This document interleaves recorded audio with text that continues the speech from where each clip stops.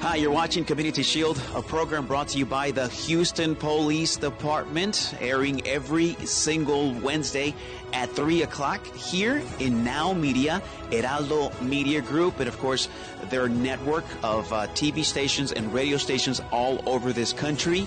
Welcome to this program.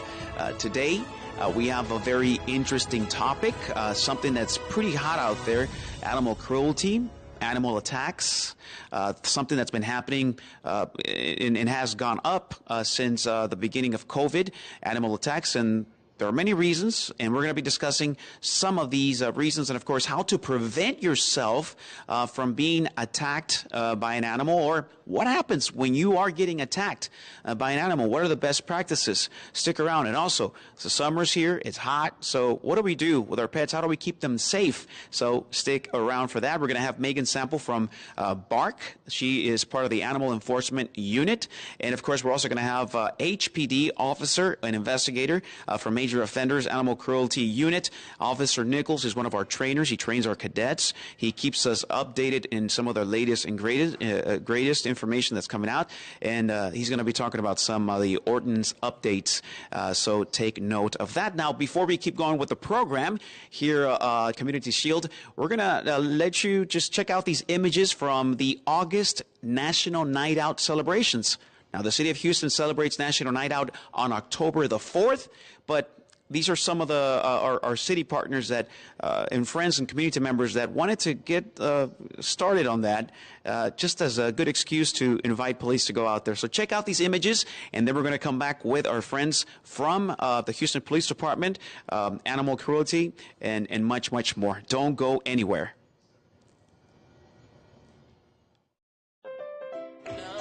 All right, guys, this is National Night Out. This is the August one. So there's an early celebration that some communities did, because National Night Out has 2 dates. People can choose to either do August 2nd or they can do October the 4th. Now, for the states that get really cold earlier by October, then they give them the option of August. And Houston, Harris County, we are for October the 4th. Now, this is August. Some communities have decided to host National Night Out in August as a good excuse, a good reason to have cops come out and speak to the community. So this is what we're doing today here in National Night Out. We are in the west side of Houston, and we have West Side Command with us here. We have Officer Jones working the machine real hard. How are you doing, Officer Jones? I'm doing fantastic. Welcome to National Night Out. Let's turn up. Come on. You got to do the dance. Happy dance. Happy. All right, Jones. So what are we doing, Jones, here? We're making some snow cones for this little one. Hard press. Okay, gotcha. All right. Okay, good deal. What is your name? Lucas. What was that? Lucas. Yeah, how old are you? Yes. Yeah? You want a snow cone? A red one. You want strawberry or bubble gum? Strawberry. Strawberry. He wants strawberry. All right, we're going to get him some strawberry, Jones. All right, look at her. She's got to do... All right. So let's get to meet some of the officers here at Westside, the Community Service Unit. How are you doing, sir? I'm doing good. ¿Cómo se llama? What's your name? Officer Corral. Corral in the house. Corral, yes. That's right, Officer Corral. Eso, échale Corral. ¿De qué parte Corral? Where are you from? Nacido. Yeah, nacido De aquí, de Houston. Originario. Originario es de Spring Branch y después aquí también Ailey, pero moví para Spring Branch cuando estaba 13 años. 13 años, órale. ¿En family de dónde? De Chihuahua, México. Puro Chihuahua. ¿Cómo se grita en Chihuahua? ¿Cómo se grita? No, yo no sé. No, hombre, no sabe cómo se grita en Chihuahua. No sé. Nunca, casi A ver, haga el intento, a ver. Y así se grita en Chihuahua. Chihuahua, this is how they do their grito. They do it like this. There you go. Come on, give it up. Yeah, come on. Yes, that's right, sir. All right, we got Officer Gwen. How you doing, sir? Pretty good. How are you? Good. Just having a good time here. National Night Out for August. It's kind of hot out here for us, but it feels good, right? Oh, yeah. It feels much better. So what do we do? What unit are you in? With Westside DRT. DRT. What do you guys do in DRT? We basically handle our citizen complaint, quality of life, what people can do to improve the safety of the neighborhood. All right. Safety of neighborhood, quality of life. Yes. Good job, Mr. Gwen.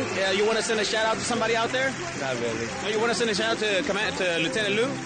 No. How about Commander? No, Rick Hardy. No. All right, okay, we're gonna let Mr. Robertson over here. How you doing, sir? I'm doing pretty good. How you doing? Good. So you also represent community service? Yes, both community service out of West Side. Yeah. So for my friends that are preparing for the October National Night Out, any words of wisdom for them? Just reach out to us soon. Let us know about the parties. Make sure you get your schedule so we can get some officers out there to you. Okay, and we talk some crime prevention. Bring some stickers and hopefully some goodies for the kiddos. There you go. All right, there it is. Thank you so much. Muchas gracias. All right. So how did you feel doing your first snow cones, Jones? I felt pretty good. You know what? Just kind of fall under there, get that pressure going, get that ice going, scoop the cup. Show me the muscles. And hey, here we go. Oh, yeah, there you go. How you doing, Mrs. Luisa Buford? How are you? I am doing fine. This is fun. So you're celebrating National Night Out today? Yes. Why is it so important to celebrate National Night Out? Why? Is it just a party, or is it meeting? To talk to anybody. This is a good excuse. I like that. This is what I was saying earlier. This is a good excuse to get police out here to celebrate together, right? Well, it's better than a robbery. Yeah. It's way more fun. There you go. You want to send a shout out to anybody watching right now, social media and our HPD Facebook? No, I know nobody. You know nobody. I heard you're the mover and shaker here.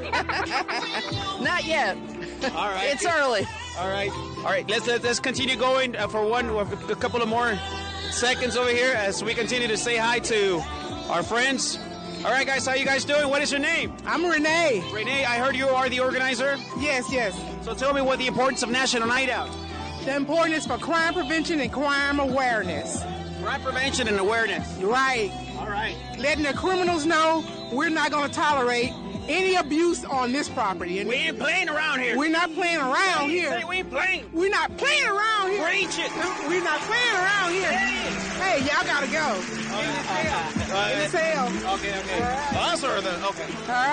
All right. So what about my friend over here? He looks like he's busy. He's writing something over here. What are you writing? I'm just helping out, for the event, neighbor. Okay. So just glad that, we were able to do this event, between our homeowners. And I'm glad to be here and enjoying, the vibe. All right. Where are you guys from? I'm from Venezuela. Venezuela? Yeah, Venezuela. My wife right there, she's Peruvian. Okay, Peru in the house? Peru, yes. All right, so any words of wisdom you want to say to everybody on the upcoming National Night Out in October? Well, just show up and support us, support everybody, This is for the community, for, all the neighbors, homeowners are welcome to come over, So we're barely getting started here. The people are barely coming out. We're doing this before the sun comes down. Let's get one more person on this side as she's preparing the food over here. Let's see who's cooking over here. What is your name? Nikki. Nikki. Are you? I'm a catering business. I cater all kinds of events. I started cooking when I was 16. So you must be cooking a whole lot. Yes, I cook a whole lot. Imagine, she started when she was 16, and you're still...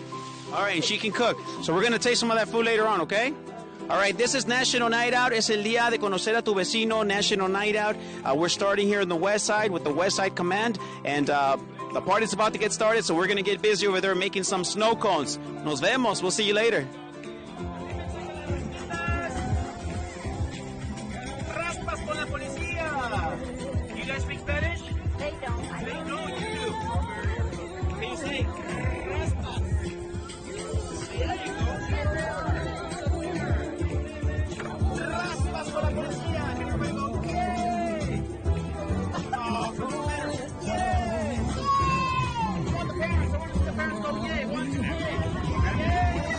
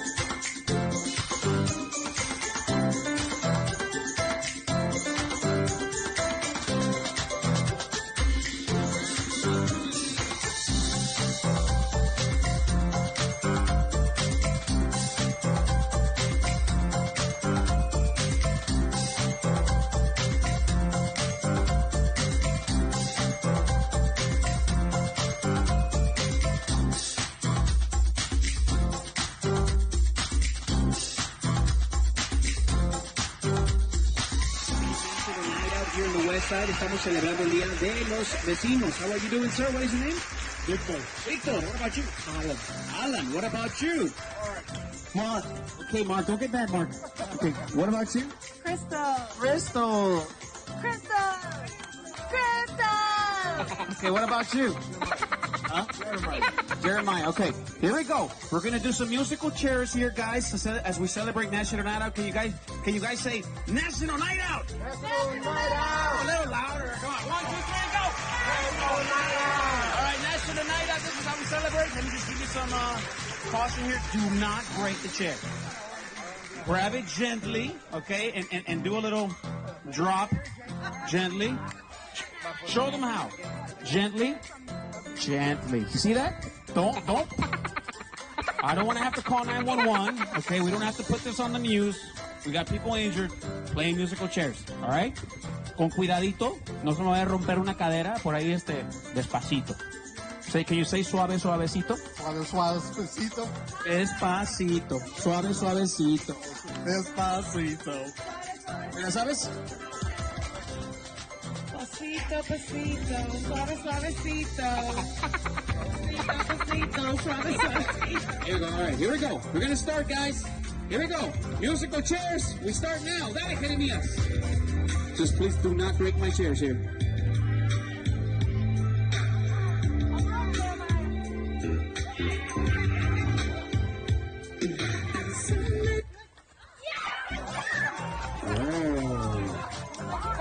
Mark, what happened to you, Mark? Oh. Well, you quicker than I was. Okay, Mark, all right. No hard feelings, now don't get upset. So who's going to win this? Me! Who's going to win? Oh, yeah. Okay. That was pretty wise. Let's go.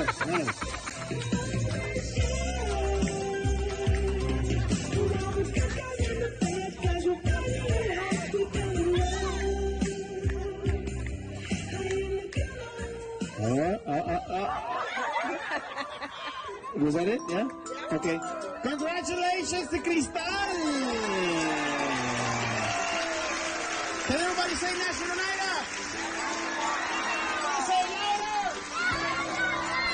Can you say it louder? National Night Out.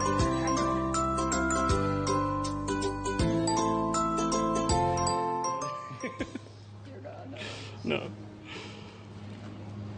All right, we continue with Community Shield of the Houston Police Department on Now Media Channel 2110 in the city of Houston and all of our surroundings, and of course the different markets all over the United States. We want to send a shout out to our friends from Chicago that are watching us and are also listening on 102.9, also in San Antonio. Thank you so much in Louisiana, also for joining us, and of course every single other market, in even in Mexico, that's checking this program out. Now Media, Heraldo Media Group, an awesome partnership that we have with the Houston Police Department to get this information out.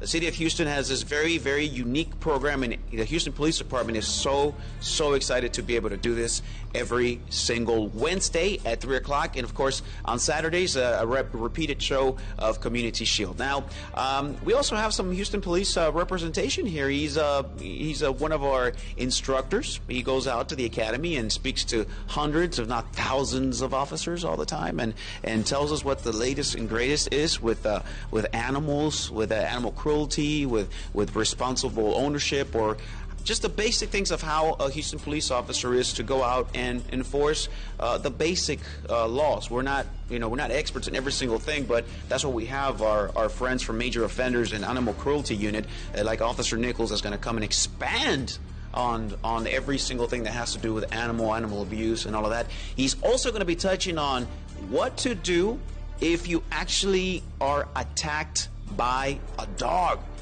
If the dog comes at you and you're going to get attacked, what do you have to do right at that moment? We don't touch those subjects. You don't see much of that anywhere else, but he's going to, of course, talk about it, and of course you're going to be able to listen to it, pick some things out of there, and see with your capacity what can you actually apply. So Officer Nichols, how are you doing? Welcome to the program. Thank you, sir. I'm doing good. How are you doing? Tell us a little bit about you, please, and what do you do?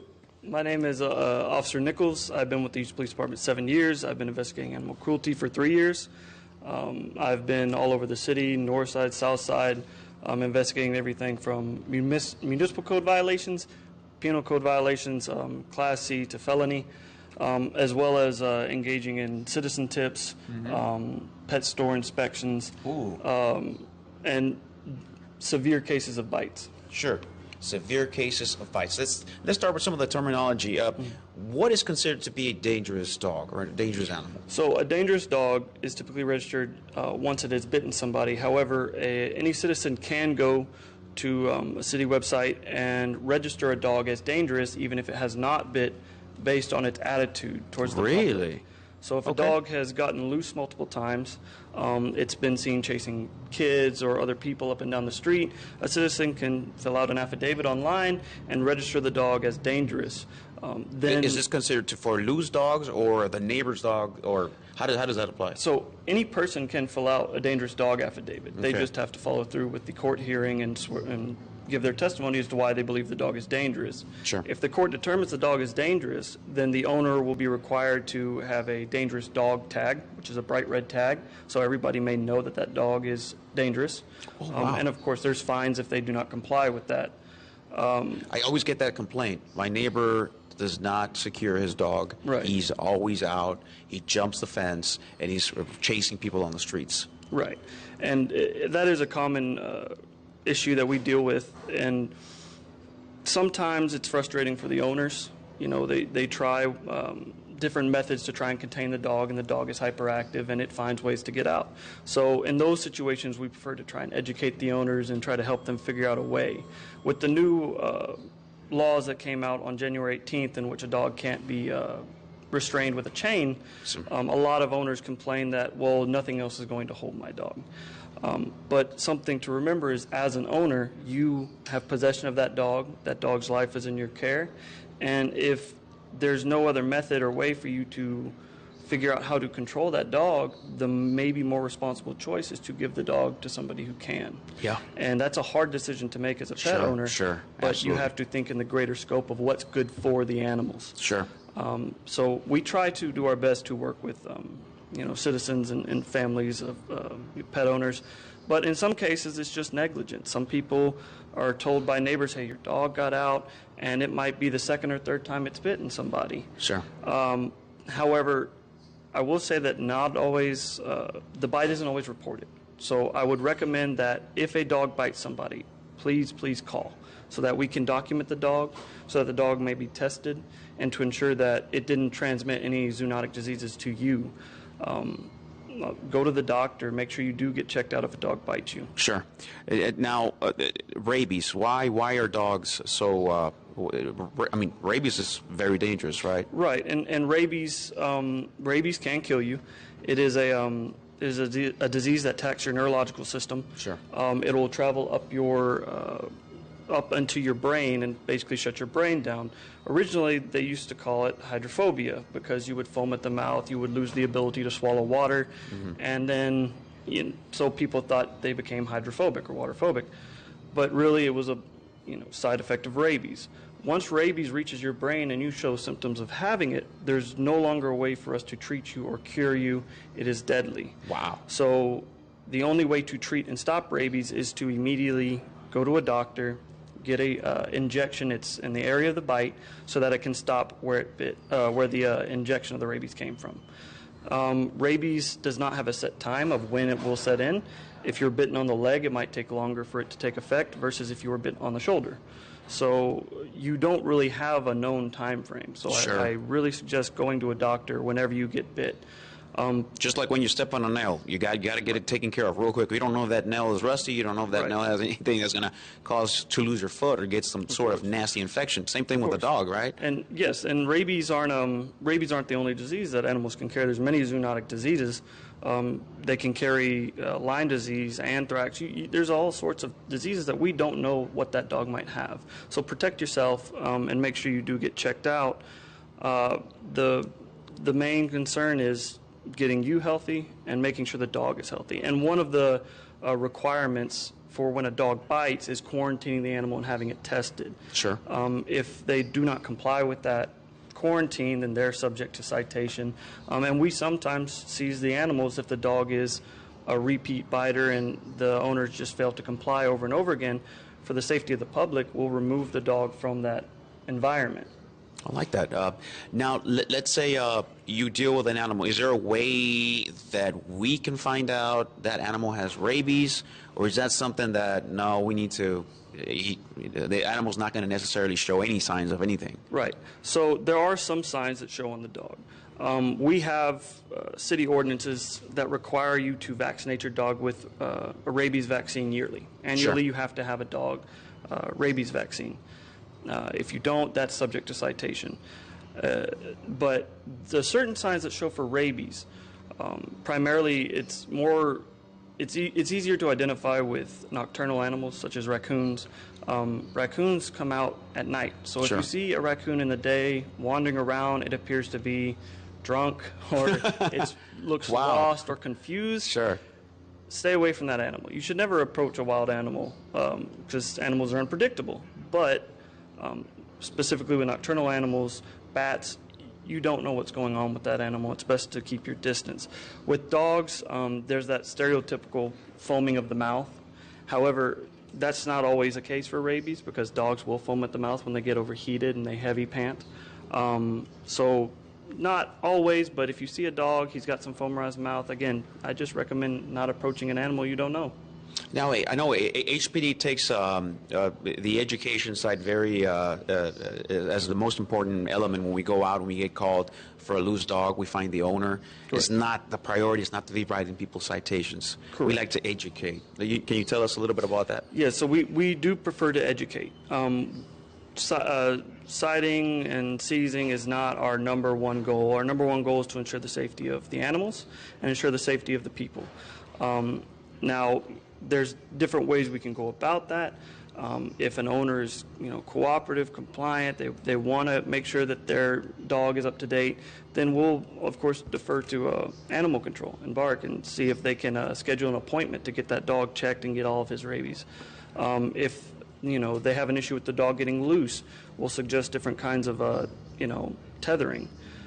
And the legal parameters around tethering, such as the dog's tether has to be 10 feet long. It can't be with a chain, so a running cable, or just keeping the dog inside. If we see a large amount of feces where the dog typically rests, advise them you have to clean that every day. If the water's dirty, it has to be, clean, drinkable water. It has to be changed out every day. And same with food. We have a lot of flies in Texas, with the heat in the summer. If you put out food and it's 2 days have gone by and the dog hasn't eaten it there's going to be flies all over that food, and that's no longer healthy for that animal. Is that how that heartworm ends up occurring? Correct. That's one way. It can spread through fecal exposure. But dogs, they don't wear socks or shoes. They're running around in the dirt and in the grass, and if they make contact with it, then they can catch hookworm, heartworm, roundworm. It can all be intaken that way. So it is important to keep your animal's living conditions clean, that you do pick up the feces routinely, and that the food does stay fresh, so that way they don't ingest, because heartworms are deadly to dogs. Any kind of intestinal parasite is going to degrade the animal. One of the situations we run into is we come upon a dog that's very skinny, to the point of emaciation, and an owner is feeding it, but they don't understand why it's not gaining weight. One major cause might be the intestinal parasites. And if you do not take the dog to the vet, you'll never know. And so they will continue to feed it, and the dog will never get better. And then that's how we'll receive a report of they're not taking care of their dog. So that can be frustrating for an owner. It can be frustrating for the neighbors. And we just want to educate and try to get people on the right path to getting that dog the best care possible. Is having the area clean also an element of animal abuse if there is some extreme? Yes. So there's two ways that can be perceived. So a buildup of feces, if it's a couple of days, there's a Class C citation called failure to promptly dispose of feces, which ourselves, animal control, and any patrol officer can cite you for. If it gets excessive, then we have a cruel confinement penal code. And if we get to a point where we see a dog that's cruelly confined, and he is in constant contact of feces and urine, we'll take that dog out of that environment with a seizure and ensure that that dog can get treatment for any kind of diseases and parasites it might obtain, because that's no way for a dog to live, in constant contact of feces and urine. Now, if we have suspicion, I'm a neighbor, and I have a suspicion that my neighbor is abusing his animals. I see these animals either extremely skinny or hear them constantly crying.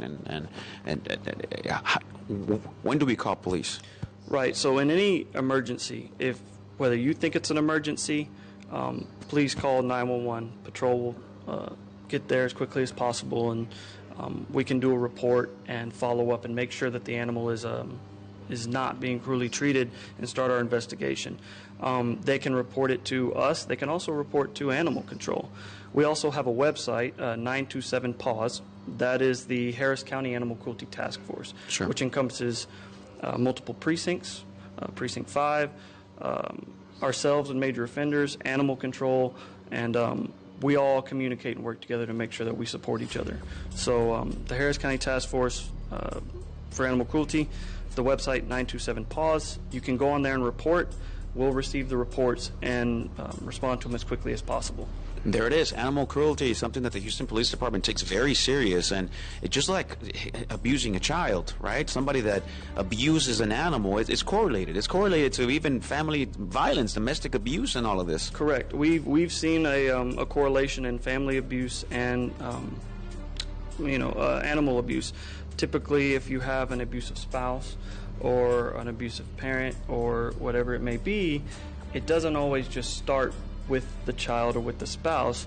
If there's an animal, that animal might become the focus of frustration, of anger, and the animal has to take the blame. And we'll see that, typically in family violence situations, if there's an animal in the house, that animal might also have been abused. And we want to make sure that anybody who's in a dangerous situation like that is protected and taken care of, whether it be the dog, the child, the spouse, anyone. Animal abuse correlated to domestic violence, and we see it all over the place. Even animals become victims also of these people.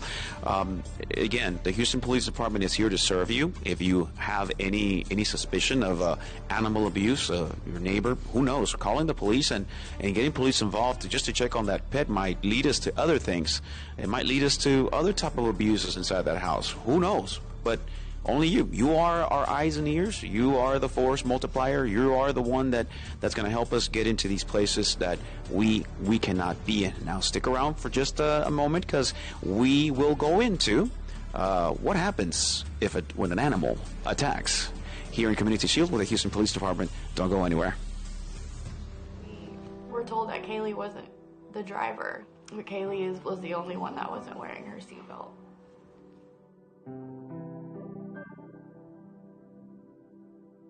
It's such a preventable thing, to buckle your seatbelt, and if she had her seatbelt on, she would still be here today.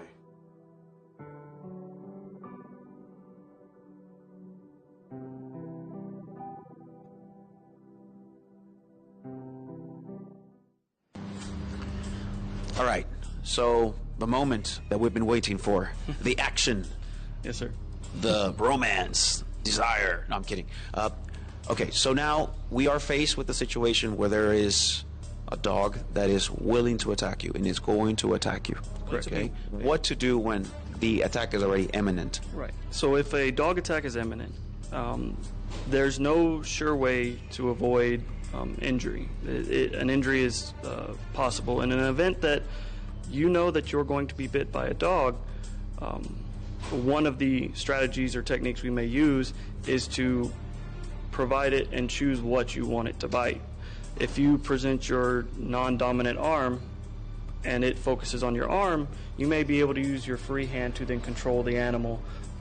This is, of course, only when there's a bite imminent. Sure. Another technique you may use if the dog is going to bite down is to attempt to force your hand and arm down into the dog's mouth, which will then proceed it to have a gag reflex. Sure. And kind of counter the bite. And in any case, you should fight. Don't lay down and play dead. You should try to get the animal actively off of you. But providing what it may focus on will give you the opportunity to use your free hand to manipulate the dog and pull it away from you. So if he's biting an arm, is it good to yank the hand out to jerk it out, or is it kind of good to go with the pull? That way he doesn't minimize the damage. Right. So if a dog latches on, you have a dog bite, don't rip the arm, don't pull the arm, don't fight the arm, don't flail, because if the teeth have penetrated your skin and you pull, now it's going to tear muscle and skin, and that can cause even more damage than just the immediate punctures. If a dog bites, the puncture is there. If the dog attempts to shake or ragdoll the arm, again, a good technique is to use that free hand to control the dog's head, control the movement of the animal, be loud, try to get some attention, try to get some help. If you're in a street, we've had many cases where a person's bit, they begin screaming, and neighbors come out to help them. In those situations, best to try and control it. Sure. That's why it's so important that you're out there where people can see you. Visibility. Right. Don't take these alleys. Don't take any of these just places where no one's there. It's always good to have somebody with you. It's always good to travel in twos, right? So you can keep each other checked out. Right. Yes, sir. Take this advice. And again, this is the most extreme situation. If you do get bit by a dog, you got to do something, right? And we got to talk about that now. Is there anything else, Officer Nichols, that would you like to include in the program? I'm sure there's 2 hours that you can cover. Yes, sir. Just that, if you're a pet owner, be responsible. Ensure that the dog has good food, water, shelter, everything that you would want as an owner. Be sure you keep them up with vaccinations. Spay and neuter. If you do not have the decision to let that animal breed, please spay and neuter it so that there's no accidental impregnations. That comes with a whole another, cost to it. And then you got to take care of the babies. Yes. And please call if you have any concerns. If you're bit, please call police. Please call animal control. We're here to help you. Spay neutering is a good thing. We already have enough animals, enough dogs running around the streets. So if you're a pet owner, spay neuter your dog. If you see a dog out there that maybe causes some problems, call HPD out there so we can do some preventative work. We can catch a dog with a dog leash and get Bark out there to take over and take this animal to a place where maybe we could find the dog owner. Let's just do our part. If you see a pack of dogs on the street, they're just running around. Do not approach. Do not approach, right? Sometimes the best thing to do is go the other direction. If you have to take the long way home, take the long way home, because one animal can be dangerous enough, but in a group, they will follow one another. So if one dog frenzies and comes after you, then the others might as well. So sure. Sometimes the best decision is just to go the other way, or call for help, or get out of their reach. Get on the other side of a fence, get on top of a car, avoid being bit. Yes, and if you have a nuisance situation in your neighborhood and you say, I've called the police already so many times, keep calling. Visit your PIP, your positive interaction with police meetings, and bring the problem to that PIP. There is a PIP close to you. Bring those problems right there. There's a captain, there's always a commander, there's always a lieutenant, and there's always DRT, the differential response team. They will go out there and they'll do an assessment. If they have to get our animal crew out there to do some work, or special ops, if we need to get Bark out there, they'll be out there. DRT, differential response team, is that unit that takes care of all these nuisance problems that patrol it can't handle in a moment, because they're taking care of some of those very dangerous incidents. Yep. And I have to praise our DRT teams. They're very good. I've worked with many of them. Sure. On a daily basis. I'll call them, and they may call me, and we work together very often. So they're great units. There you go. From Major Offenders, Animal Cruelty Unit, Officer Nichols here, joining us in Community Shield with the Houston Police Department. Don't forget to share the program. Share it. Share it. Share it. My face and head is what broke the windshield. The car flipped 8 times. I went out the window. I broke my tailbone, shattered my pelvis. I could see my boyfriend's mom laying face down in the water. She didn't survive. I should have just said, everybody buckle up. It's such a simple act that takes a few seconds. I don't want anyone to have to go through what I've had to go through. You never get over it. All right, we continue with Community Shield of the Houston Police Department. We want to thank our friends from Now Media for allowing this program to be on their multiple platforms. For example, Amazon Prime, you got Apple TV and YouTube and all of that good stuff. Also want to acknowledge HPD Social Media, our chief, Troy Finner, for also trusting in the material that we are putting in Community Shield of the Houston Police Department. Juan Guevara, thank you so much. And Gustavo for doing the magic back there in the production studio. But as we were talking about today, we're going to be discussing animals, dogs. You know, we have seen incidents that have been occurring all over the city, all over the region, that have to do with animal bites, that have to do with vicious animals, but also people not being responsible with their animals, with their pets. Hot vehicles, dogs left in there, found dead. You know, all these issues, there is a way to be responsible, and we're going to discuss a lot of this in this program today. Now we have our friend, she is Megan Sample. She is a BARC officer, yes, and she works in the Animal Enforcement Unit with BARC. How are you doing? I'm good. Thank you for having me. This is awesome. It's an endeavor really to have you guys here. I'm really excited. I've been trying to get you guys in Community Shield for a while, and these events have been happening all over the place. Now, first, tell me a little bit about you and tell me about BARC. Oh, okay. So I've been at BARC for about 5 years now. Working in the shelter and animal handling and everything that entails. And just recently I moved over to animal enforcement. And I'm really digging it.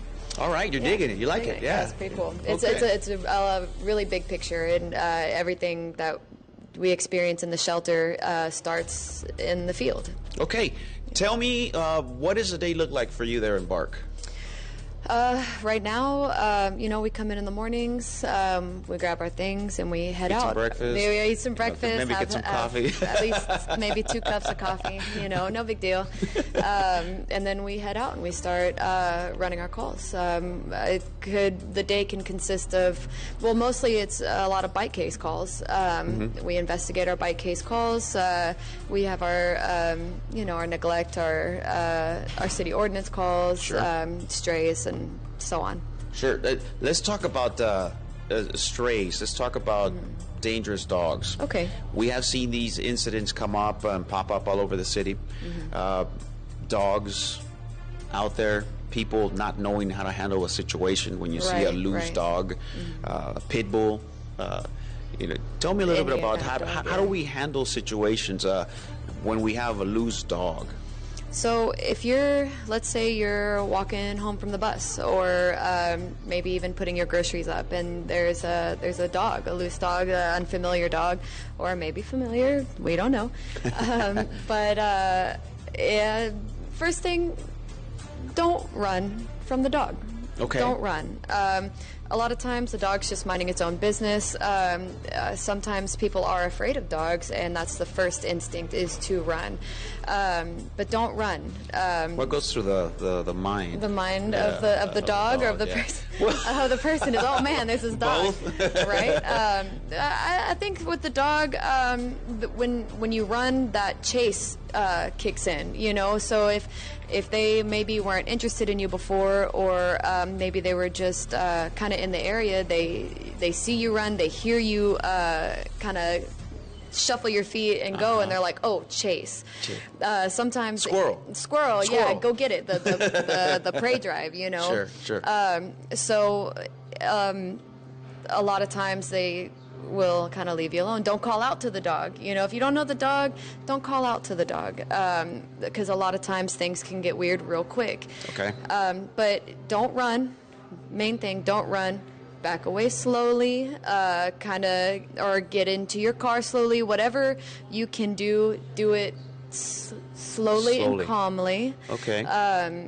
So I see that there's a lot of it has to do with with us, with the humans? How Right, do with we our body react language to the and- body language? exactly. To trigger these dogs. Right, Okay. you know, which is like what I said about the running. You know, a lot of it is our body language that that we are communicating something to the dogs that we don't realize Sure. by our gestures, by our movements, our fear, even. You know, like I mean, even with people, like maybe if you're stressed out or you're scared, I can tell that because I can see it in your face. You know, the dogs pick up on that too. They pick up on the body language. Sure. Yes, so it's a lot of what we're doing. So which is why it's important to remain calm.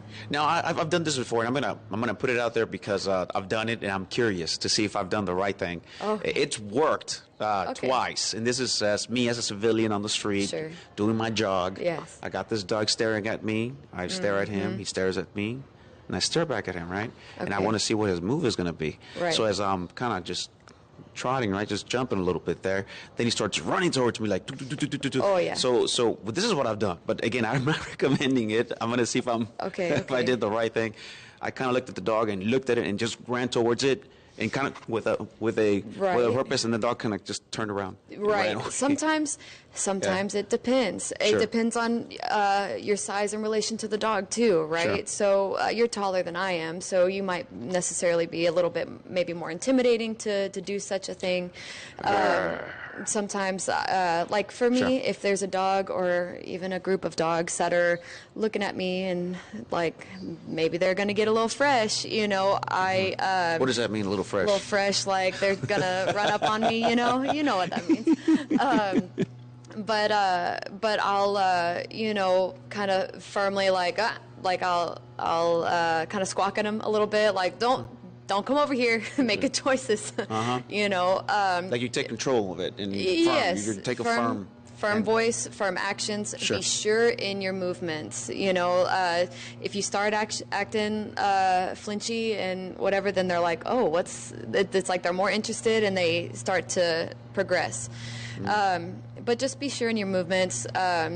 Don't turn your back on them. Sure. You know, face them. Maybe kind of slowly back away, like I said, which is the safest and most, universal thing that a lot of people can do. Because sometimes with age or abilities, you know, it's not everybody can take that stance of, hey, I'm bigger than you, don't mess with me, you know? Sure. So just be sure in your movements, be calm, ignore the fear, and slowly breathe. Yeah, just take a breath. And Jump on a car, maybe on the back jump of a car, on a the hood car, of a car. in the in the bed of a truck or something. Sure. You know, we've seen a bunch of things of how people can get away. And if they aren't leaving you alone, call for help. Call 911. Call your neighbor. Call somebody. Hey, I need another person to help me. Yeah, I've read some tips, and they say feed the dog. Who's going to carry food for you? Oh, yeah, yeah. You're joking, but You know, sometimes the situation just works out. Sure. You know, like maybe you just got dinner and you're like, oh, take it. And it'll distract them enough to get out of there. Okay, good. All right, so again, I think something we've heard is remain calm. Don't do any quick movements. Don't do anything like that. Do dogs smell fear? Or is that just something people use? You know, I don't have a solid answer for that. You know, they say that they can, but I think it all kind of boils down to your body language. Body language. All right. So let's talk about bark. When is the proper time to call bark out there to as a civilian person? Is there such thing? Tell me the process of bark. When does bark get involved in these dog situations? Well, which particular situation are you talking about? For example, now we got police. Police just get, regular patrol unit gets called out there. Okay. The officer is pretty knowledgeable on how to deal with dogs. He's got the leash and everything. He's able to put the dog in the leash. And tell me what the process is after that. So just your standard stray dog situation. Okay, so for that situation, a lot of times HPD will call animal enforcement and say, hey, we've got this dog. Maybe it was a little intimidating to someone and I came and I've got him on the leash. Can you come help? Animal enforcement will then come out and assist. and we secure the dog. We'll impound them at Bark, and then they are able to go to adoptions and stuff. Can sometimes, if you identify the owner, can they come back and pick them up? So that's the thing. We don't want to take your dog. You know, we all carry microchip scanners. So when we get there, before we get them onto the truck, we'll scan the dog to see if they have a microchip. We'll search it in our system. If it's a quick and easy find for us, you know, we'll try to contact the owner or whoever they have listed on the system, and then we'll not rehome, but we'll give them back to the owner, because a lot of times they just it's accidents and whatever. But yeah, we definitely do our best to get them back to who they belong to. Now that you bring about the chip, we just heard a story from Channel 13. They've been doing a pretty good coverage on this dog that was lost for 5 years. Oh, I heard about that. And they were able to get that dog from all the way North Texas and find a family and now bring them back together. I don't know if the dog's going to be the same. I mean, definitely it's not I don't know, the man. Right? I know what you mean. He was a pup, and now it's 5-year-old. He's a pretty old dog now. Well, even in my experience at Bark, when I was working in the shelter, we've had an experience like that of a dog was, I think, like 9 or 10 years old, and had one particular owner for several years. And one lady reached out and she said, "Hey, this dog looks like a dog that I knew when it was about a year old." For whatever reason, she had the microchip number and it matched, and we were able to take that dog back to that lady who knew that dog, who wanted that dog, was separated from the dog. It was a really enriching experience. Okay. Yeah. Now, we are in the summer. Temperatures are up and temperatures are rising. Have you seen anything going out there with dogs and maybe some tips that people need to consider about animal safety in these times? Right. So I haven't had any of those calls myself, but I do know that they are happening. It can be very dangerous. A dog in a hot car, anything and anyone in a hot car is very dangerous in these heats, in this heat. But if, for instance, you come across a dog that is in a hot car, immediately call for help. I know a lot of people see the videos of break the window and get them out of there. Check the doors. Check the doors first. You'd be surprised. Yeah, just be surprised. Right. Just check the doors. But call for help. Help is readily available, and they'll be there. But yeah, don't leave your dog in a hot car. Heat stroke sets in fairly quickly and can be very dangerous. And that could have some copious tickets and 100%. So it's animal cruelty. Really is what it is. You can get citations, or depending on the situation, even more severe consequences. Sure. Yeah. Now let's do a little bit about people that lose their dogs. The animal goes out and I lose my dog. What do I do? What's some recommendations that we have from? Okay, so, obviously if you lose your dog, you're going to check your surrounding areas, right? Probably check the neighborhood first. So anytime, like let's say your dog gets out and animal enforcement picks them up because they're out and we got them. All the animals that come into the shelter, we take a picture of them and we post them online. That website's updated, I think it's like every 3 hours or so. So you'll be able to check that all day to see if your animal is there. You can also contact Bark, or even the Bark website will have a whole list of our straight weight dogs, or even our adoptable dogs that maybe it's been a little while and for whatever reason maybe you missed it, or maybe you were out of town, but you'll be able to see all the dogs on there. There it is. There it is. Now, I want to ask you one more thing. For people that love animals and they just have the heart for them, is Bark and animal enforcement, is this a good career for someone that loves pets and has pets? And and are you guys out there? Are you guys looking for any more people to join the club there? Oh, definitely. Always looking for more people to come through. It is a good career. I love it. You definitely build up a bit of a thicker skin. Some of the things that we come in contact with are a little on the rough side, so it can be a little hard. But what makes it worth it for me is I know that I'm doing everything that I can for these animals while I'm here, you know. All right. Yeah. Now, ownership. Okay. Pet ownership. Responsible owners. Yes. Tell me, describe me a good owner. A responsible pet owner? Yes. Okay. So I guess the basics, right? A responsible pet owner, you know, bare minimum is, you know, you keep them fed, you keep them watered, they have shelter, whether it's in your house or outside.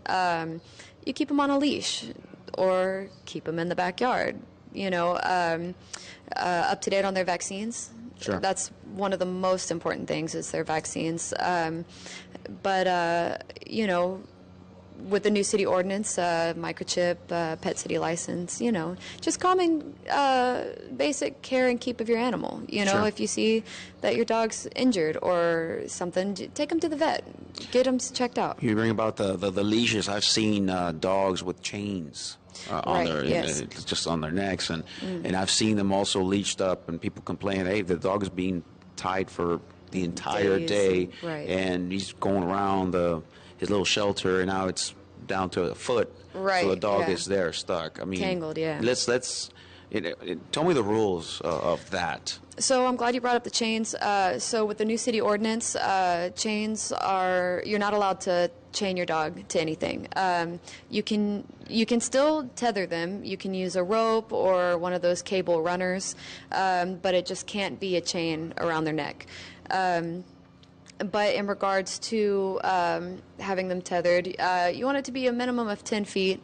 Now, within reason, right? So if you have a dog on your patio, maybe you don't want to give them 10 feet because you don't want to give them enough room to,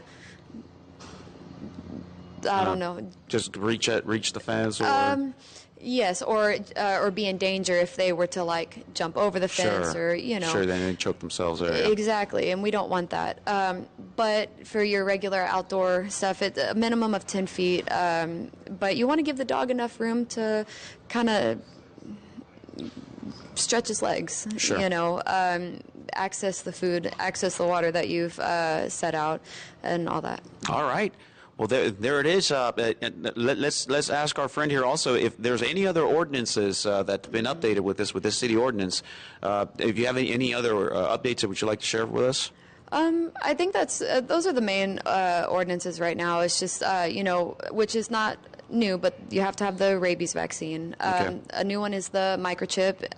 You are required to have a microchip, which will help your pet find its way home if it is lost, or if it gets out, or what have you. Because every animal that comes into the shelter, they're all scanned multiple times with a scanner for a chip. So that way we can be certain that if there is a chip, we're going to find it and we're going to Sure. locate the owners. Oh, it's such a heartwarming image to see somebody having their animal returned. I found Yes, definitely. one of those Persian cats. Oh, yeah. Oh, they're so beautiful. It's just roaming around my house, and I kind of, went to it, and she was Yeah. nice, and she wanted me and everything. Yeah. So we wanted to go just give her some shots. So we took her out there. She had a chip. Good. They found the owner, called the owner.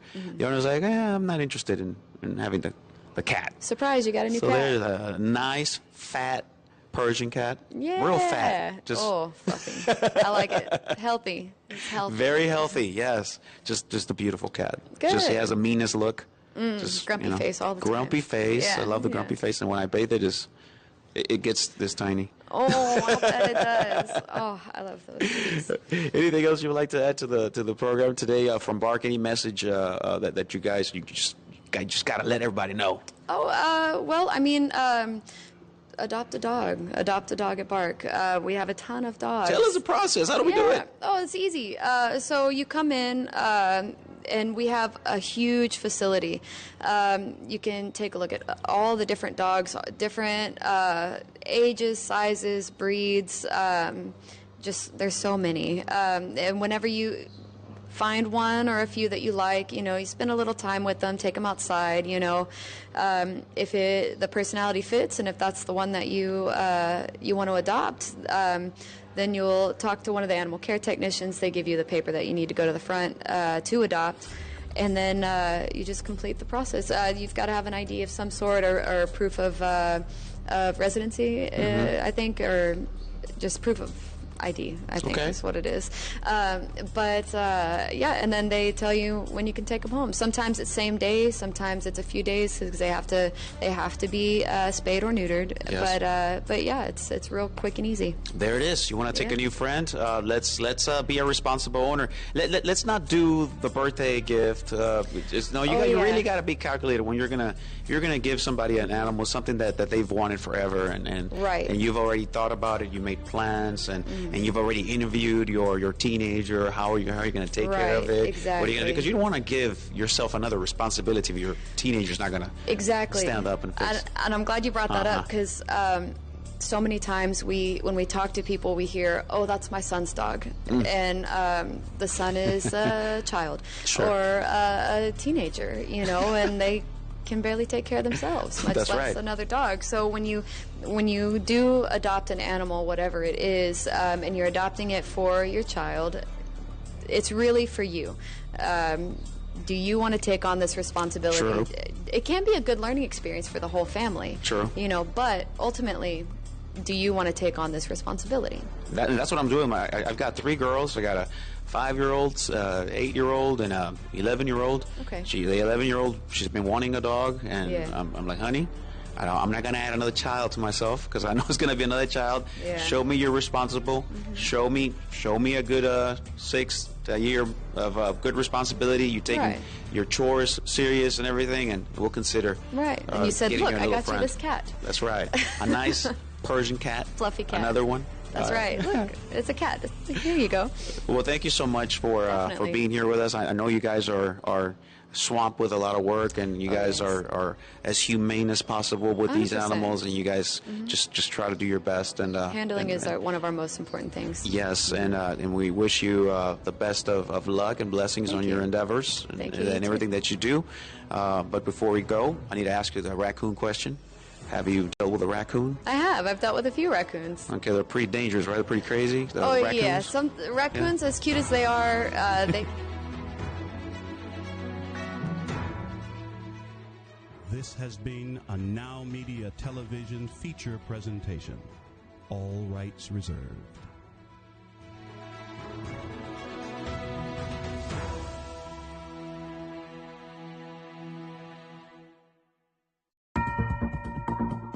En vivo desde Houston, la capital espacial, esto es NowMedia Televisión.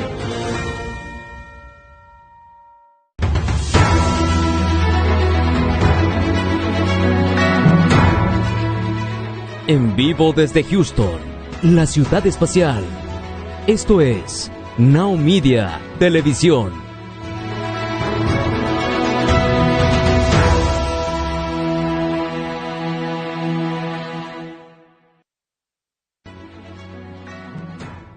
Broadcasting live from Houston, from the space city to the world. You are watching